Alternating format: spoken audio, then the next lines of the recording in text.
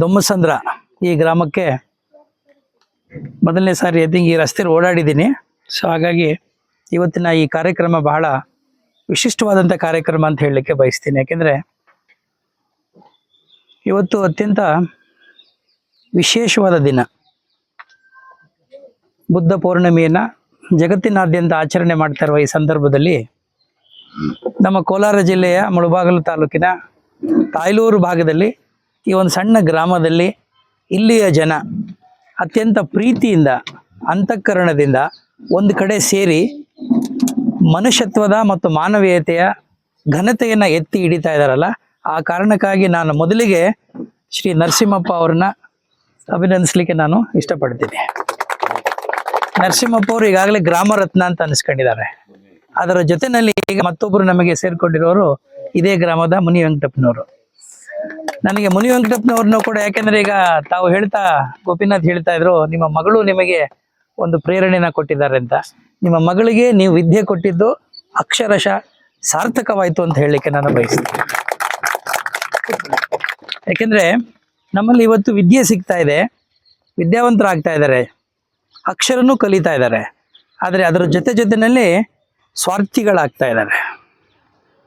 ಯಾವ ಒಂದು ಹಿನ್ನೆಲೆಯಿಂದ ಬಂದಿರ್ತೀವಿ, ಆ ಹಿನ್ನೆಲೆಯನ್ನು ಮರೆತು ನಾನು 4 ಅಕ್ಷರ ಕಲಿತಿದ್ದೀನಿ, ಒಂದು 4 ಕಾಸು ಸಂಪಾದನೆ ಮಾಡ್ತಾ ಇದ್ದೀನಿ, ಒಂದಷ್ಟು ಅಧಿಕಾರ ಇದೆ ಅನ್ನುವಂಥ ಅಹಂಕಾರ ಬಹಳಷ್ಟು ಜನರ ತಲೆ ಒಳಗಡೆ ಹೋಗ್ತಾ ಇದೆ.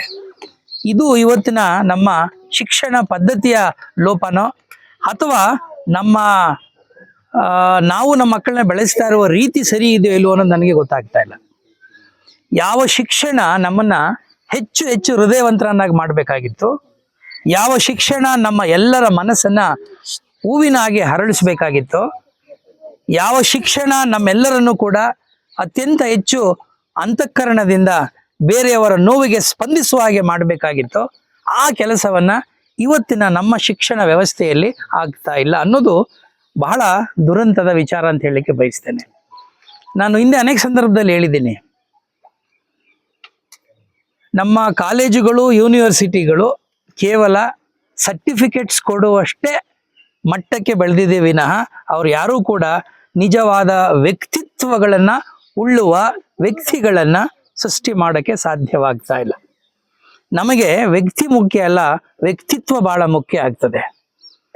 ಶಿಕ್ಷಣದ ಬಹಳ ದೊಡ್ಡ ಒಂದು ಉದ್ದೇಶ ಏನಪ್ಪಾ ಅಂತಂದ್ರೆ ಅವರಲ್ಲಿ ಕ್ಯಾರೆಕ್ಟರ್ನ ಬಿಲ್ಡ್ ಮಾಡಬೇಕು ಅನ್ನೋದು, ಸಮಾಜವನ್ನ ಎದುರಿಸುವ ಶಕ್ತಿಯನ್ನ, ಸಮಾಜದ ಸವಾಲುಗಳನ್ನ ಎದುರಿಸ್ತಕ್ಕಂಥ ಸ್ಕಿಲ್ಸ್ಗಳನ್ನ ಬೆಳೆಸಬೇಕು ಅನ್ನೋದು ಅದರ ಉದ್ದೇಶ.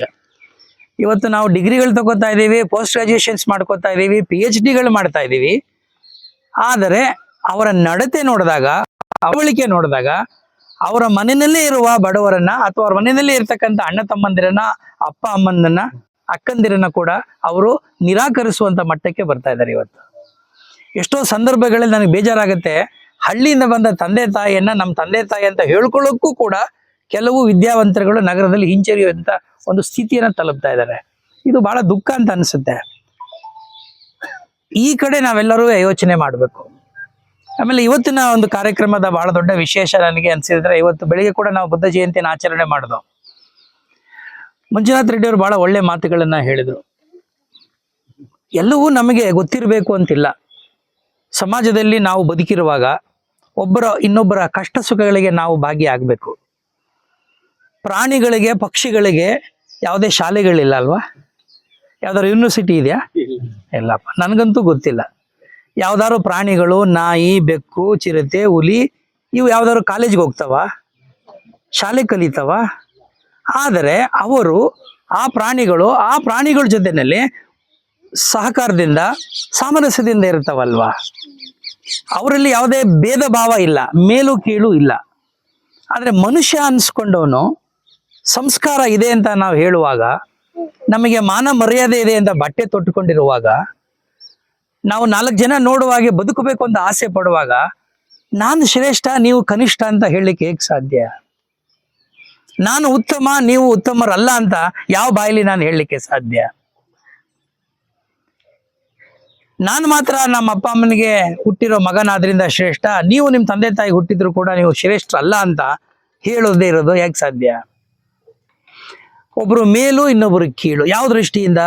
ಆಯ್ತು, ಅವನು ಶ್ರೀಮಂತಿಕೆಯಿಂದ ದೊಡ್ಡವನಾಗಿದ್ರೆ ದೊಡ್ಡವನಾಗಿರ್ಲಿ, ವಿದ್ಯೆ ಜಾಸ್ತಿ ಕಲ್ತಿದ್ರೆ ಜಾಸ್ತಿ ಕಲ್ತಿರ್ಲಿಲ್ಲ ಅಂತಿಲ್ಲ. ಕೇವಲ ಅವನು ಹುಟ್ಟಿನಿಂದ ಈ ಜಾತಿಯವರು ಅಂತ ಅವಮಾನ ಮಾಡೋದಿದೆಯಲ್ಲ ನೋಡಿ, ನಿಂದನೆ ಮಾಡೋದಿದೆಯಲ್ಲ, ಅಥವಾ ಅವರನ್ನ ಕುಗ್ಗಿಸೋದಿದೆಯಲ್ಲ, ಇದು ಸಂವಿಧಾನ ವಿರೋಧಿಯಾದದ್ದು. ಅದಕ್ಕಿಂತ ಹೆಚ್ಚಾಗಿ ಮನುಷ್ಯ ವಿರೋಧಿಯಾದಂತ ಒಂದು ನಡೆ. ಇದನ್ನ ಇವತ್ತಿಗೂ ನಾವು ಮಾತಾಡ್ತಾ ಇದ್ದೀವಲ್ಲ ಅಂತ ನನಗೆ ಬಹಳ ಬೇಜಾರು. ಇಲ್ಲಿ ಅನೇಕರ ಬಗ್ಗೆ ರಾಮಕೃಷ್ಣ ಅವ್ರು ಮಾತಾಡ್ತಾ ಹೇಳಿದ್ರಲ್ಲ, ಚಳುವಳಿಯಲ್ಲಿ ತಮ್ಮನ್ನ ತಾವು ಸಂಪೂರ್ಣವಾಗಿ ಮೇಣದ ಬತ್ತಿಯಾಗಿ ತಮ್ಮ ಜೀವನ ತ್ಯಾಗ ಮಾಡಿಬಿಟ್ಟಿದ್ದಾರೆ. ಅವರ ಜೀವಿತ ಕಾಲದಲ್ಲಿ ಕೂಡ ಸಮಾಜದಲ್ಲಿ ಎಳ್ಳಷ್ಟು ಬದಲಾವಣೆ ಆಗದೆ ಹೋದ್ರೆ ಎಷ್ಟು ನೋವಾಗಬೇಡ ಮನುಷ್ಯನಿಗೆ. ಆಯ್ತು, ಇಂಥ ಜಾತಿಯಲ್ಲಿ ಹುಟ್ಟಿಯುವಾಗ ಅವ್ರು ಮಾಡಿದ ತಪ್ಪಾದ್ರೂ ಏನು? ಜಗತ್ತಿನಲ್ಲಿ ಯಾವ ದೇಶದಲ್ಲೂ ಇಲ್ಲದೆ ಇರುವಂತ ಈ ರೋಗ, ಜಾತಿ ರೋಗ, ಈ ಜಾತಿ ಕಾಯಿಲೆ ಈ ದೇಶಕ್ಕೆ ಮಾತ್ರ ಯಾತಕ್ಕಿದೆ?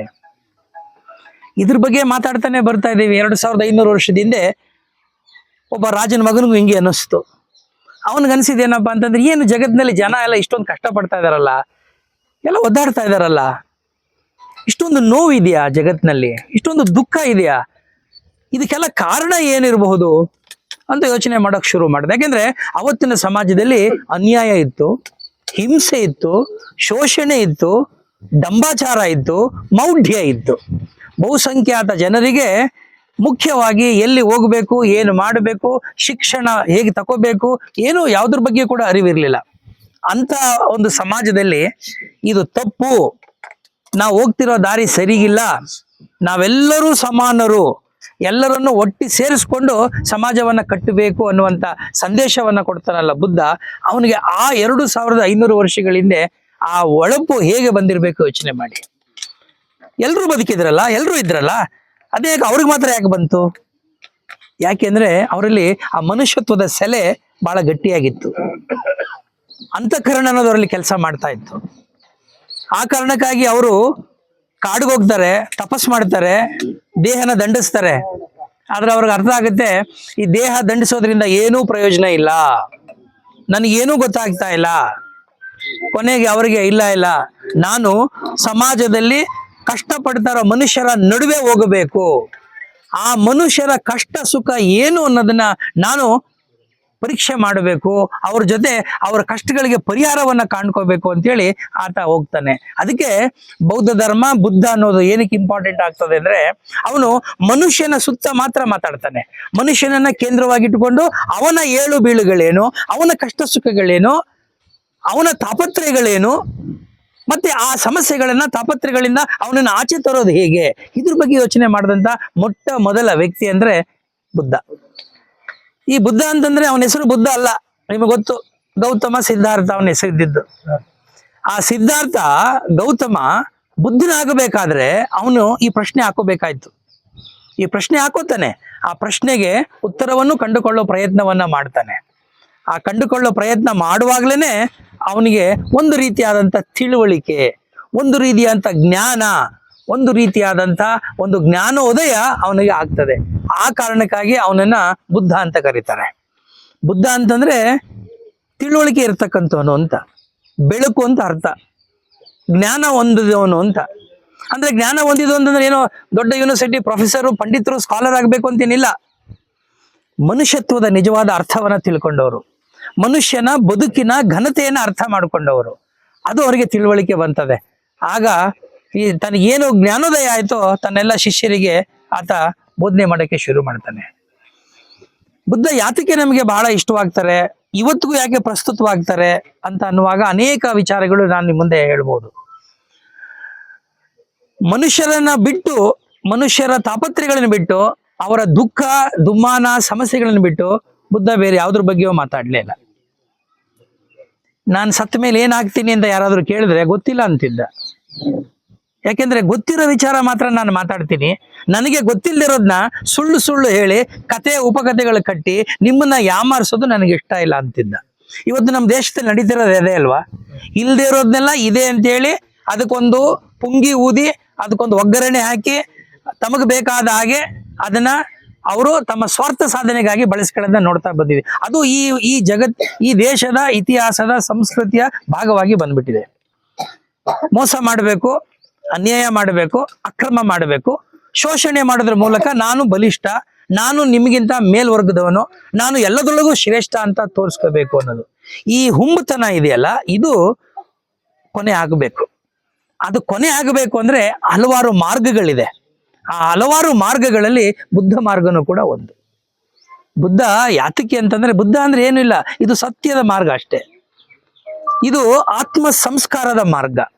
ಇದು ಪ್ರತಿಯೊಬ್ಬ ಆತ್ಮ ಗೌರವವನ್ನ ನಂಬತಕ್ಕಂಥ, ಸ್ವಾಭಿಮಾನಕ್ಕೆ ಬೆಲೆ ಕೊಡುವಂತ ಪ್ರತಿಯೊಬ್ಬನು ಅನುಸರಿಸಬೇಕಾದಂತ ಒಂದು ಮಾರ್ಗ. ಸತ್ಯವಾಗಿ ಮಾತಾಡಬೇಕು, ನ್ಯಾಯವಾಗಿರಬೇಕು, ಪ್ರಾಮಾಣಿಕವಾಗಿ ಬದುಕಬೇಕು, ಸುಳ್ಳು, ಮೋಸ, ಸುಲಿಗೆ, ವಂಚನೆ ಮಾಡಬಾರದು ಅನ್ನೋದೆಲ್ಲವೂ ಕೂಡ ಒಂದು ನೈತಿಕ ಜೀವನ ಅಲ್ವಾ? ಆ ನೈತಿಕತೆಯ ಚೌಕಟ್ಟಿನಲ್ಲಿ ಬದುಕಿ ಅಂತ ಹೇಳ್ಕೊಟ್ಟವನು ಮೊಟ್ಟ ಮೊದಲಿಗೆ ಈ ಬುದ್ಧ. ಮುಂಚೆ ಅವೆಲ್ಲ ಇರಲಿಲ್ಲ. ರಾಜಾರೋಷವಾಗಿ ಹಿಂಸೆ ಮಾಡ್ತಾ ಇದ್ರು, ಪ್ರಾಣಿ ಬಲಿ ಕೊಡ್ತಾ ಇದ್ರು, ಯಾಗ ಯಜ್ಞಗಳ ಹೆಸರಿನಲ್ಲಿ ಮೋಸಗಳು ನಡೀತಾ ಇತ್ತು, ದೌರ್ಜನ್ಯಗಳು ನಡೀತಾ ಇತ್ತು. ಕೆಲವರಿಗೆ ಅವಕಾಶಗಳು ಕೊಡ್ತಾ ಇದ್ರು, ಕೆಲವರಿಗೆ ಅವಕಾಶಗಳು ಕೊಡ್ತಿರ್ಲಿಲ್ಲ. ವರ್ಣಾಶ್ರಮ ಪದ್ಧತಿನಲ್ಲಿ ಮೇಲು ಕೀಳು ಅನ್ನತಕ್ಕಂಥ ಈ ವ್ಯವಸ್ಥೆ ಒಳಗಡೆ ಕೆಲವರು ಮಾತ್ರ ಮೇಲ್ಗಡೆ ಇರ್ತಾರೆ, ಕೆಲವರು ಶಾಶ್ವತವಾಗಿ ಕೆಳಗಡೆನೆ ಉಳಿದು ಬಿಡ್ತಾರೆ. ಇಂತಹ ಪರಿಸ್ಥಿತಿ ಅಮಾನುಷವಾದದ್ದು, ಮನುಷ್ಯ ವಿರೋಧಿಯಾದದ್ದು. ಇಂಥ ಅಮಾನುಷ ವ್ಯವಸ್ಥೆಯ ವಿರುದ್ಧವಾಗಿ ಧ್ವನಿ ಎತ್ತಬೇಕು ಅಂದ್ರೆ ಆ ಬುದ್ಧ ಅನ್ನತಕ್ಕಂಥ ವ್ಯಕ್ತಿಯಲ್ಲಿ ಎಂತ ಎದೆಗಾರಿಕೆ ಇದ್ದಿರಬೇಕು, ಎಂತ ಧೈರ್ಯ ಆ ಸಂದರ್ಭಕ್ಕೆ ಅವನು ಮಾಡಿರ್ಬೇಕು. ಯೋಚನೆ ಮಾಡಿ. ಇವತ್ತು ತೇಜಸ್ವಿನಿಯವರಿಗೆ ಗೋಪಿನಾಥ್ ಫೋನ್ ಮಾಡಿ, ನಿಮ್ಮ ಮನೆಗೆ ನಮ್ಮೂರಿನ ದಲಿತರು ಬರಬೇಕಂತ ಒಬ್ಬ ವಿದ್ಯಾವಂತೆ ಹುಡುಗಿಯನ್ನ ಕೇಳಿದ್ರೆ ಆಕೆ ಯೋಚನೆ ಮಾಡ್ತಾ ಇದ್ದಾಳೆ, ನಮ್ಮ ಅಪ್ಪನ ಮಾತು ಕೇಳಲ್ಲ ಅಂತ ಕೇಳ್ತಾಳೆ. ತನ್ನ ಅಪ್ಪನ ಮಾತನ್ನ ಕೇಳಿ ಕೊನೆಗೆ ಆಕೆ ಡಿಸಿಷನ್ ತಕೊಂತಾಳೆ. 2500 ವರ್ಷಗಳ ಹಿಂದೆ ಸ್ಥಿತಿ ಹೆಂಗಿದಿರ್ಬೇಕು ಯೋಚನೆ ಮಾಡಿ ಸ್ನೇಹಿತರೆ. 2500ಕ್ಕೆ ಯಾಕೆ ಹೋಗ್ತೀರಿ? ನಮ್ಮ ತಾತನ ಕಾಲವೇ ನಮಗೆ ಗೊತ್ತಿಲ್ಲ. ನಮ್ಮಪ್ಪ ಯಾರು ಅಂತ ಗೊತ್ತಿದೆ, ಅವರಪ್ಪ ಯಾರು ಅಂತ ಯಾರಿಗಾರು ಕೇಳಿ ನೋಡಿ. ಹೆಸರು ಗೊತ್ತಿದೆ, ಹುಟ್ಟಿದ ದಿನಾಂಕ ಗೊತ್ತಾ, ಏನು ಮಾಡ್ತಿದ್ರು ಗೊತ್ತಾ, ಅವ್ರ ತಾತನ ಬಗ್ಗೆ ಯಾರಿಗಾದ್ರೂ ಕೇಳಿ ನೋಡಿ. ಅಂದ್ರೆ 4 ಜನರೇಷನ್ನೇ ನಮಗೆ ಗೊತ್ತಿಲ್ಲ ಸರಿಯಾಗಿ. 2000 ಅಂದ್ರೆ ಹುಡುಗಾಟ ಅನ್ಕೋಬೇಡಿ.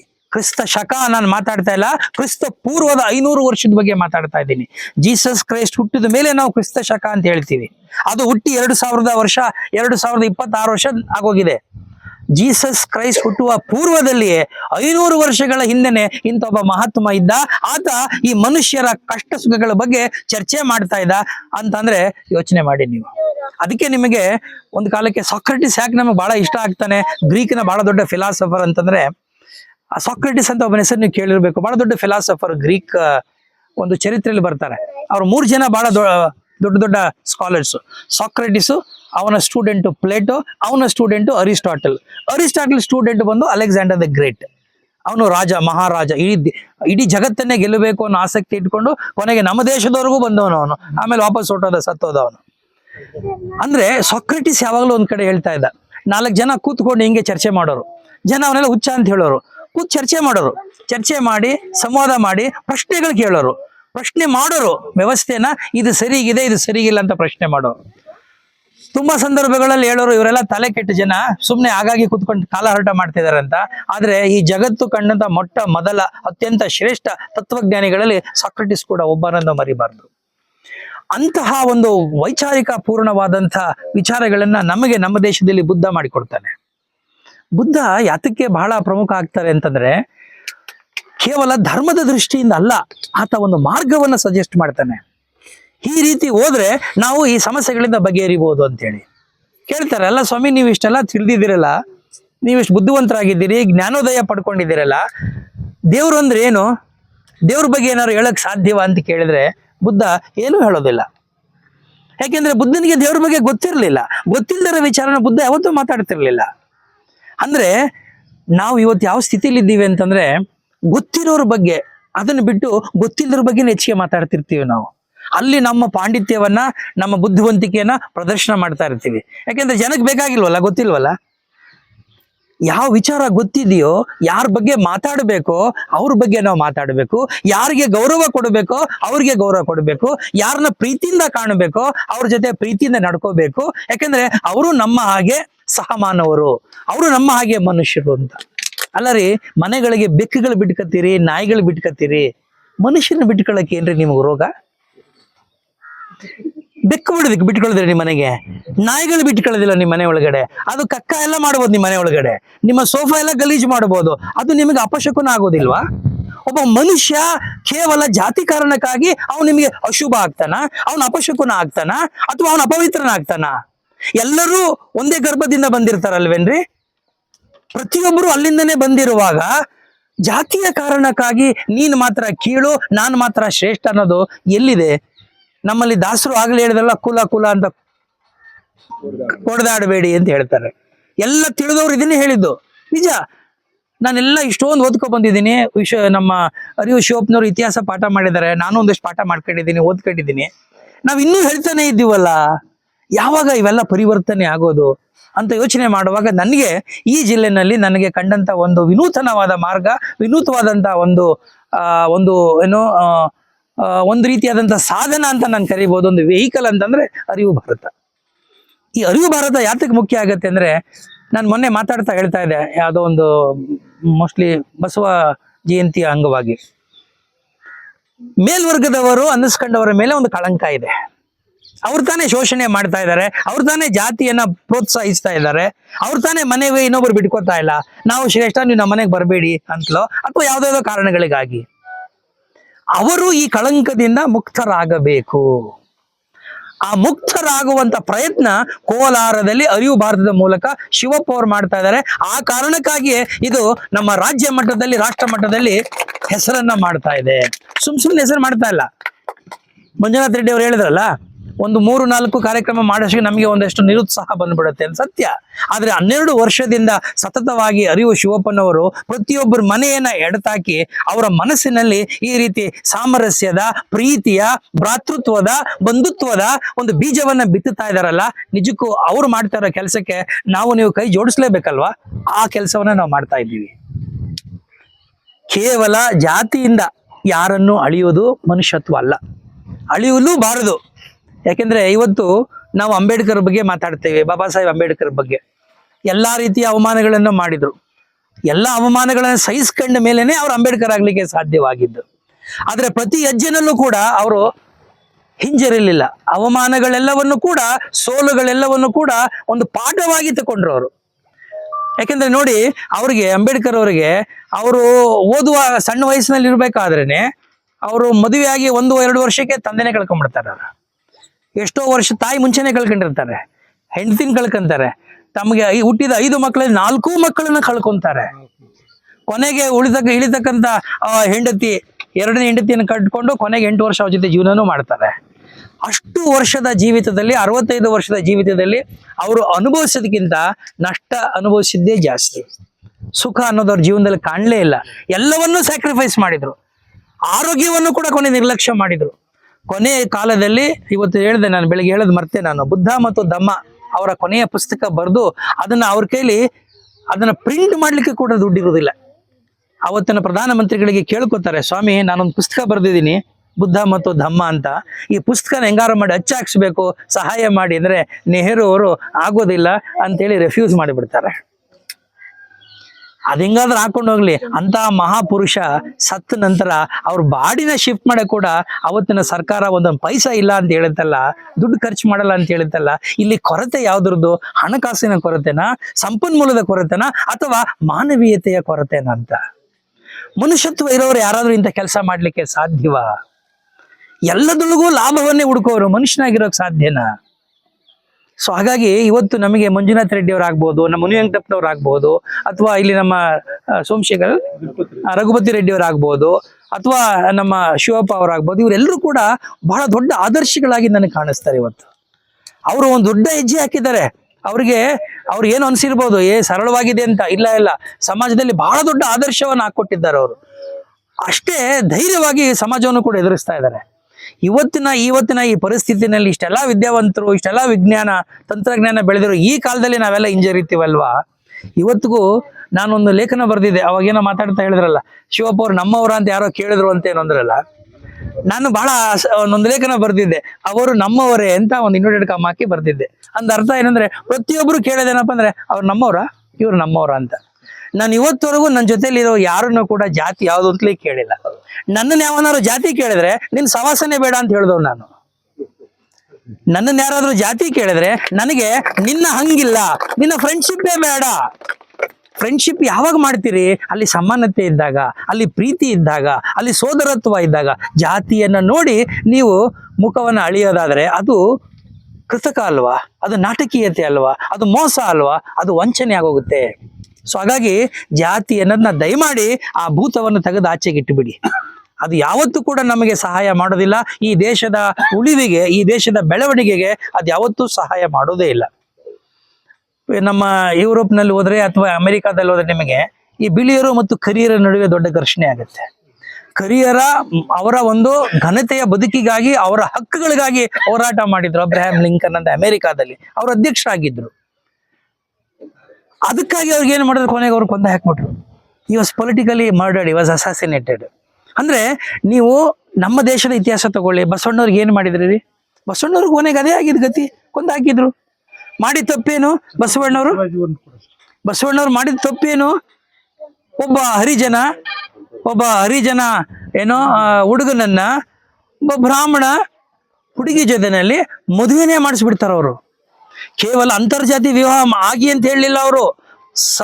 ಇದು ನಮ್ಮ ಏನೋ ಅನುಭವ ಮಂಟಪದಲ್ಲಿ ಕೂತ್ಕೊಂಡು ಎಲ್ಲರೂ ಶರಣರಾಗಿರ್ತಾರಲ್ಲ, ಶರಣರು ಕೂತ್ಕೊಂಡು ಮಾತುಕತೆ ಆಡುವಾಗ ಇವರಿಬ್ರು ಗಂಡು ಮತ್ತು ಹೆಣ್ಣು ಸಣ್ಣ ಮಕ್ಕಳವರು, ಆಗ್ತಾನೆ ಯುವಕ ಯುವಕಿಯರು, ಅವ್ರಿಗೆ ಮದುವೆ ಮಾಡ್ಕೋತಾರಿ ಅಂತ ಅವ್ರು ಮದುವೆ ಮಾಡ್ಲಿಕ್ಕೆ ಹೋದ್ರೆ ಅವತ್ತು ಇಡೀ ಕಲ್ಯಾಣದಲ್ಲಿ ಕ್ರಾಂತಿ ಆಗತ್ತೆ.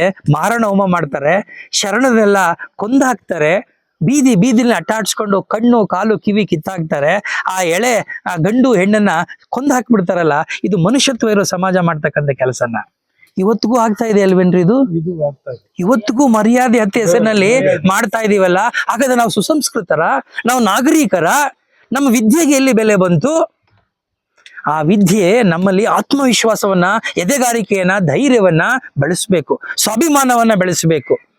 ಹಾಗಾಗಿ ಈ ಒಂದು ಏನು ಮೆಸೇಜ್ ಇದೆ ಅಂದ್ರೆ, ಈ ಒಂದು ಸಂದೇಶ ಏನಿದೆ, ಎಲ್ಲರೂ ಒಟ್ಟಿಗೆ ಬದುಕಬೇಕು. ಸಂವಿಧಾನ ಹೇಳಿದೆ, ಸಂವಿಧಾನದಲ್ಲಿ ಅವಕಾಶ ಮಾಡಿಕೊಟ್ಟಿದೆ, ಕಾನೂನುಗಳಿದೆ.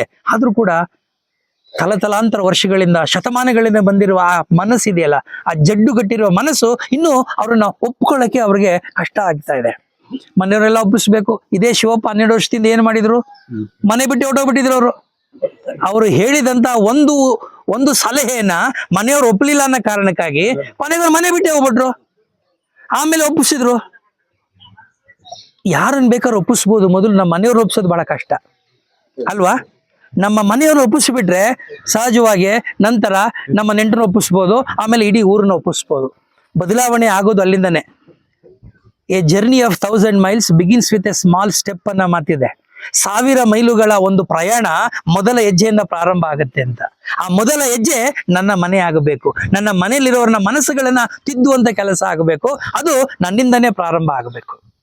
ನನ್ನ ಮನಸ್ಸು ಶುದ್ಧವಾಗಿದ್ರೆ, ನಾನು ಎಲ್ಲರನ್ನು ಪ್ರೀತಿಯಿಂದ ಕಂಡ್ರೆ ಬೇರೆಯವರು ಕೂಡ ನನ್ನ ಪ್ರೀತಿಯಿಂದ ಕಾಣ್ತಾರೆ. ಹಾಗಾಗಿ ಜಾತಿಯನ್ನೇ ಮುಂದೆ ಇಟ್ಕೊಂಡು ಯಾರಾದ್ರೂ ನಾಳೆ ನಿಮ್ಮ ಜಾತಿ ಯಾವುದು ಅಥವಾ ಜಾತಿ ಹೆಸರಿನಲ್ಲಿ ನಿಮ್ಮ ನಿಂದನೆ ಮಾಡಿದ್ರೆ ನೀವು ಅಂಥವ್ರನ್ನ ಇಗ್ನೋರ್ ಮಾಡಬೇಡಿ, ಅವ್ರ ಗೌರವನೇ ಕೊಡಕ್ ಹೋಗ್ಬೇಡಿ, ಮಾತು ಆಡಬೇಡಿ. ಯಾಕೆಂದ್ರೆ ಬೇಕಾದಷ್ಟು ಜನ ಇದ್ದಾರೆ ಸಾಮರಸ್ಯವನ್ನ ನಂಬಿರೋರು, ಪ್ರೀತಿಯನ್ನ ಪ್ರೋತ್ಸಾಹಿಸ್ತಕ್ಕಂಥವ್ರು, ಸಂಬಂಧಗಳನ್ನ ಗೌರವಿಸೋರು, ಬಂಧುತ್ವನ ಗೌರವಿಸೋರು ಇವತ್ತು ಈ ದೇಶದಲ್ಲಿ ಲಕ್ಷಾಂತರ ಕೋಟ್ಯಾಂತರ ಜನ ಇದ್ದಾರೆ.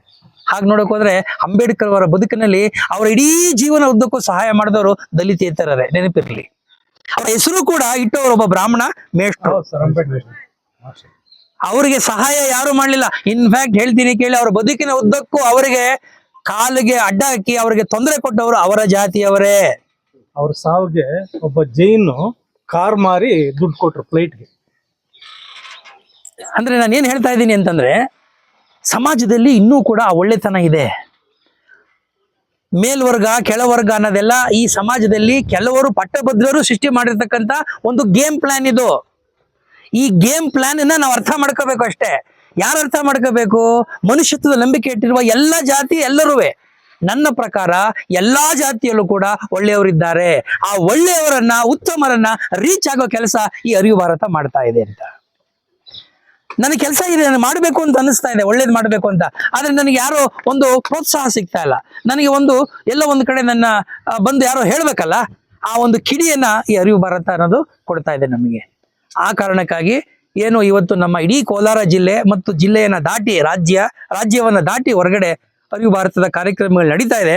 ಇದು ನನ್ನ ಪ್ರಕಾರ ನಾವು ನೀವೆಲ್ಲರೂ ಅತ್ಯಂತ ಹೆಮ್ಮೆಯಿಂದ ಹೇಳಿಕೊಳ್ಳುವಂತ ಒಂದು ಕಾರ್ಯಕ್ರಮ. ನಾವೆಲ್ಲರೂ ನಿಜವಾಗೂ ಮನುಷ್ಯತ್ವದ ಕಡೆಗೆ ನಾವು ಹೋಗ್ತಾ ಇದ್ದೀವಿ. ಅಲ್ಲ ರೀ, ಜೀವನದ ಉದ್ದೇಶ ಏನ್ರಿ? ನಾವೆಲ್ಲರೂ ಒಳ್ಳೆ ವ್ಯಕ್ತಿಗಳಾಗೋದಾನೆ ಜೀವನ. ನಾವು ಶಾಲೆಗೆ ಹೋದ್ರೆ ಕಲಿಸೋದೇನೋ ನೀನು ಒಳ್ಳೆಯವರಾಗು, ಅಪ್ಪ ಅಮ್ಮ ಬಯಸೋದೇನೋ ಒಳ್ಳೆ ವ್ಯಕ್ತಿ ಆಗು, 4 ಜನಕ್ಕೆ ಒಳ್ಳೆ ಕೆಲಸ ಮಾಡು, 4 ಜನರ ಕೈಲಿ ತೂಚಿ ಅನ್ಸ್ಕೋಬೇಡ ಅಂತ ಹೇಳಿ. ಆದ್ರೆ ಇದು ಒಂದು ಲೆವೆಲ್. ಇದ್ರ ಬಗ್ಗೆ ನಾನು ಬಹಳ ಮಾತಾಡ್ಬಿಟ್ಟಿದ್ದೀನಿ. ಇವತ್ತು ನಿಮ್ಗೋಸ್ಕರ ಮಾತಾಡಿದೆ, ಯಾಕಂದ್ರೆ ಬಹಳ ಜನ ಇಲ್ಲಿ ಸ್ಟೂಡೆಂಟ್ಸು, ಲಾಯರ್ಸು ಎಲ್ಲ ಇದ್ದಾರೆ. ಆದ್ರೆ ನೆಕ್ಸ್ಟ್ ಲೆವೆಲ್ ಅಲ್ಲಿ ನೀವು ತಗೊಂಡು ಹೋಗ್ಬೇಕು ಮುಂದಿನವರು. ಏನಪ್ಪ ನೆಕ್ಸ್ಟ್ ಲೆವೆಲ್ ಅಂದ್ರೆ, ಮ್ಯಾಕ್ರೋ ಲೆವೆಲ್ ಅಲ್ಲಿ ನಾವೆಲ್ಲ ಓಕೆ, ನಾವು ಸಿಗ್ತೀವಿ, ನೀವು ಮಾತಾಡ್ತೀರಿ, ಹಲೋ ಅಂತೀವಿ, ಬಾಯ್ ಅಂತೀವಿ, ತಪ್ಕೋತೀವಿ, ಕಾಫಿ ಕುಡಿತೀವಿ, ಎಲ್ಲ ಓಕೆ. ಆದ್ರೆ ಇದು ಮುಂದೆ ಹೋಗಿ ಜಾತಿ ಒಳಗಡೆ ಇರುವ ಉಪಜಾತಿಗಳು, ಒಳ ಜಾತಿಗಳ ನಡುವಿನ ವೈಷಮ್ಯಗಳು ದೂರ ಆಗಬೇಕು. ಜಾತಿ ಒಳಗಡೆ ಇವತ್ತು ಏನಾಗೋಗಿದೆ, ಸಾಕಷ್ಟು ಕಂದಕಗಳು ನಿರ್ಮಾಣ ಆಗೋಗಿದೆ, ಮನಸ್ತಾಪಗಳ ಸೃಷ್ಟಿ ಆಗೋಗಿದೆ. ರಾಜಕೀಯ ಕಾರಣಕ್ಕಾಗೋ ಯಾವುದಾದ್ರೂ ಕಾರಣಕ್ಕಾಗೋ ಅದು ದೂರ ಆಗಬೇಕು.